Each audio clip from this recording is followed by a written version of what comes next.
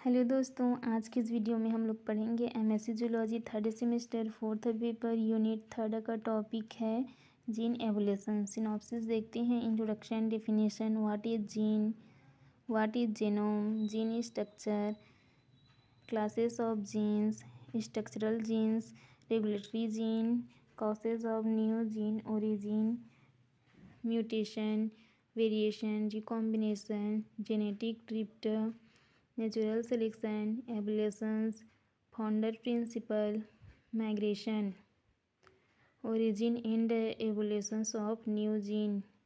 Gene duplications are multi-gene, feminine, paralogous, mechanism of gene duplication, significance of gene duplication, conclusion, reference.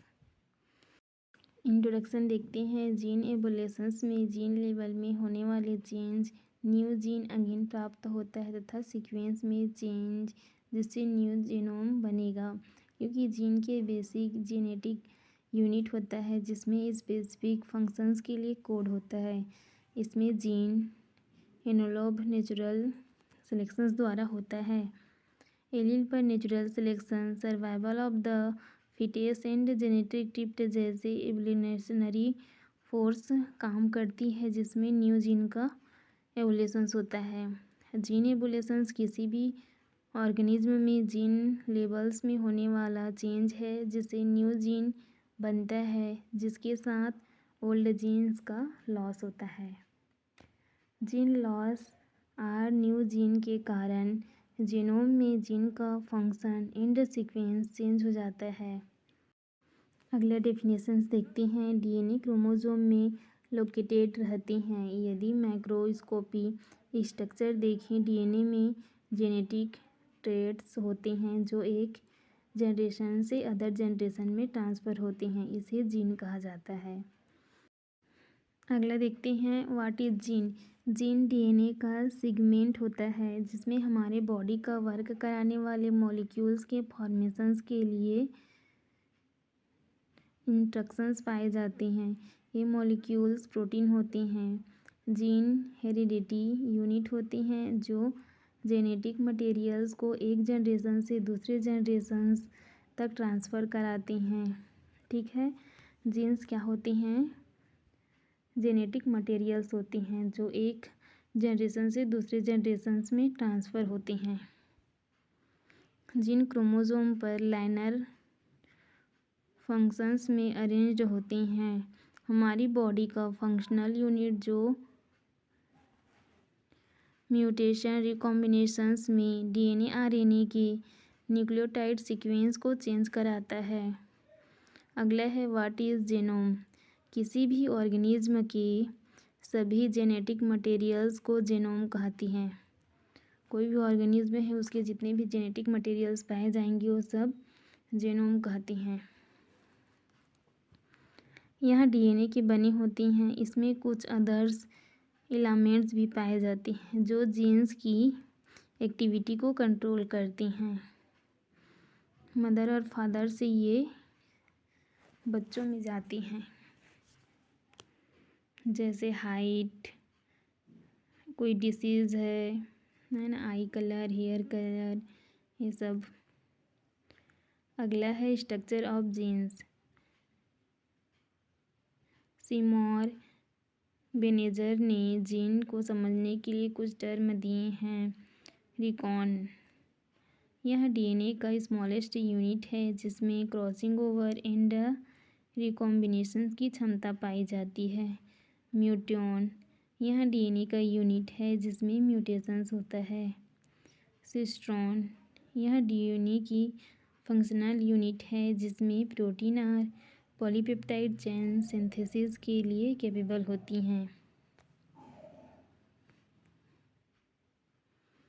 किसी भी gene के 3 parts पाए जाते हैं।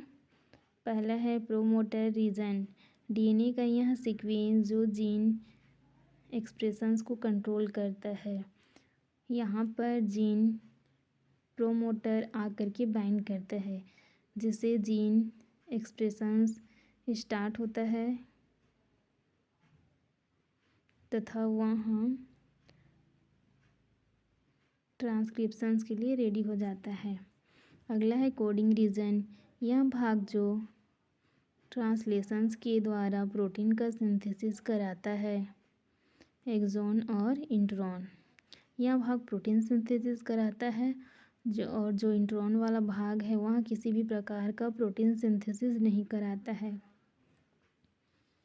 अगला है टर्मिनेशन कोड।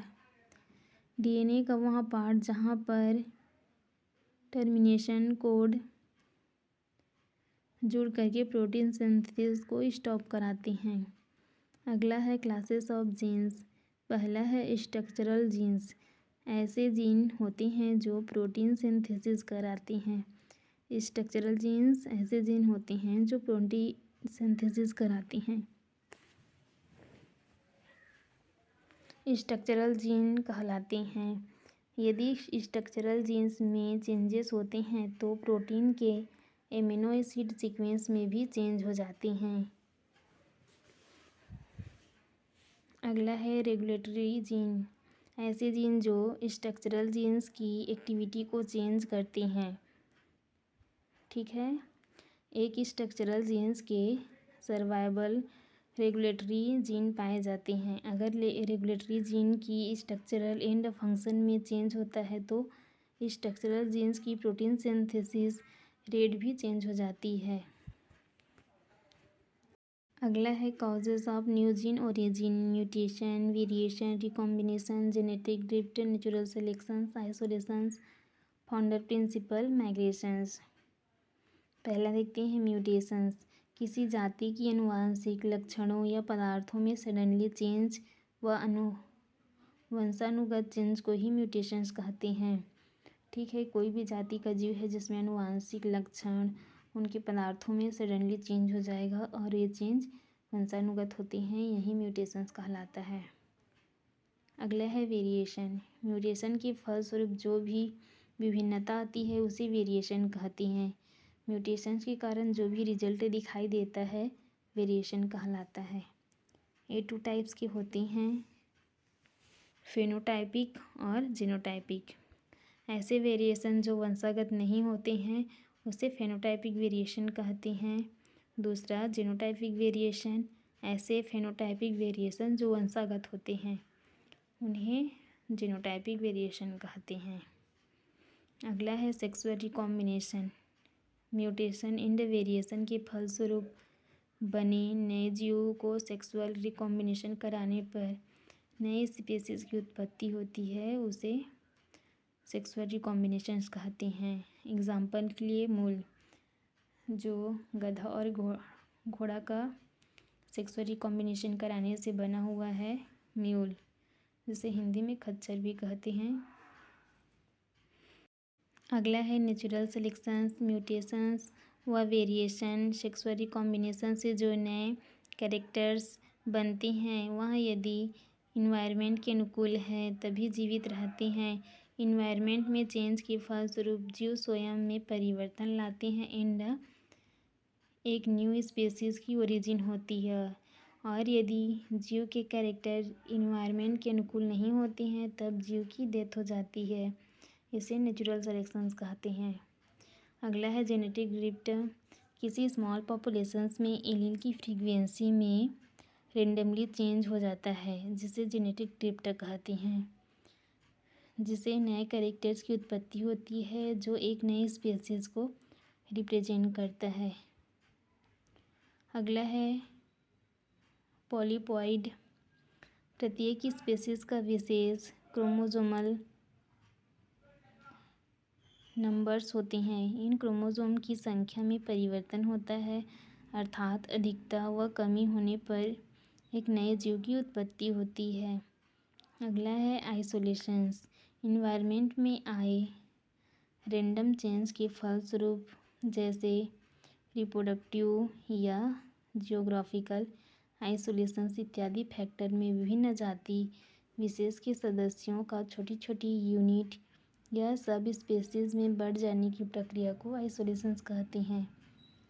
इसके कारण एनिमल परस्पर रिप्रोडक्टिव प्रोसेस में इनकेपेबल हो जाते हैं, जिससे न्यू स्पीसीज की ओरिजिन होती है। अगला है फाउंडर प्रिंसिपल।